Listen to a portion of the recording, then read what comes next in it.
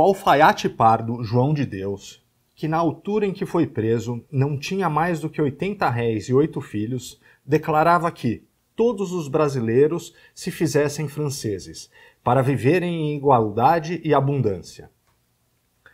O texto faz referência à Conjuração Baiana, no contexto da crise do sistema colonial. Esse movimento se diferenciou dos demais movimentos libertatórios do Brasil, ocorridos no Brasil por...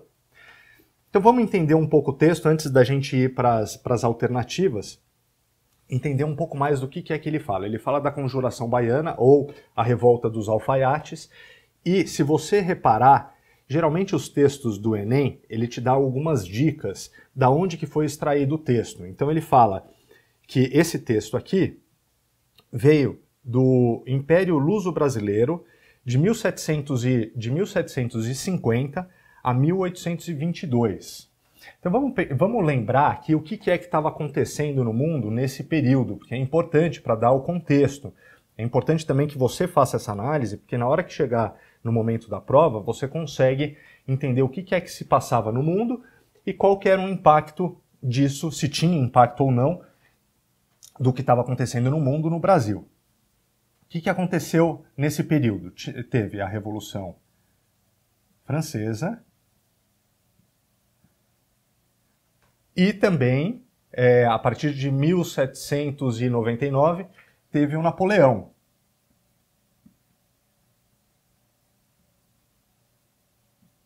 Tinha o Napoleão também. Então, a partir de 1799. Tá? Importante essa data aqui. Agora vamos voltar para o texto e ver a Revolta dos Alfaiates ou a Conjuração Baiana. Aconteceu em 1798 e ele diz aqui todos os brasileiros se fizessem franceses. Então já te dá uma ideia de que isso daqui está relacionado exatamente a esses eventos. Como é 1798, claramente ele está se referindo à Revolução Francesa. Quais que eram as ideias desse movimento?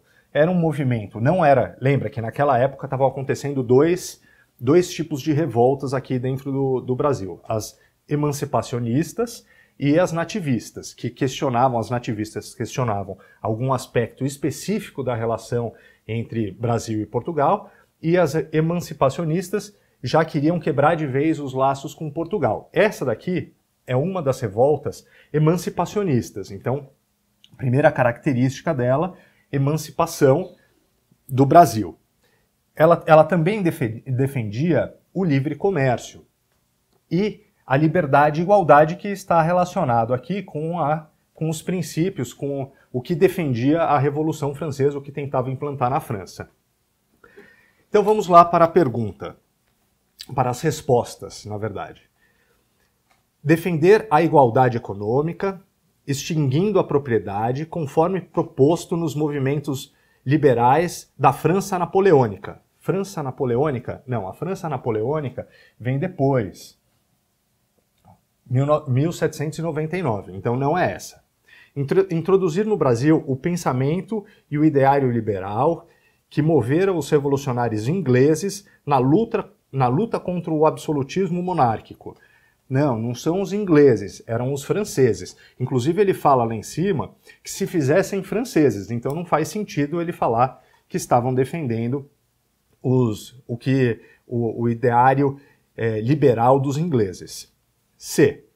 Propor a instalação de um regime nos moldes da República dos Estados Unidos, sem alterar a ordem socioeconômica, escravista e latifundiária. Não tem nada a ver com os Estados Unidos, nós estamos falando de Revolução Francesa. D. Apresentar um caráter elitista burguês, uma vez que sofrer influência direta da Revolução Francesa, propondo um sistema censitário de votação. Não, aqui, liberdade e igualdade, que são os lemas da Revolução Francesa. E.